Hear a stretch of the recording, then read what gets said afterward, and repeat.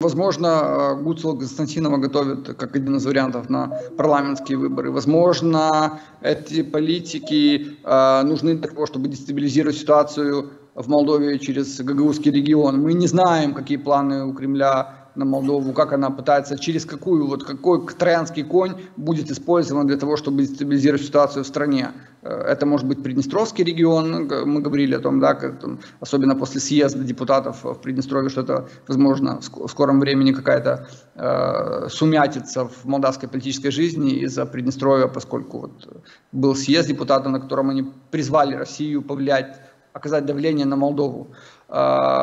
Также, то есть мы видим из контекста встречи Гуцул с Путиным в том, что она просит Путина также оказать давление на Кишинев, на конституционные власти Молдовы, чтобы что? То есть и как это давление может быть оказано? Это может быть военное давление, это может быть что? Экономическое давление, какое давление это может быть?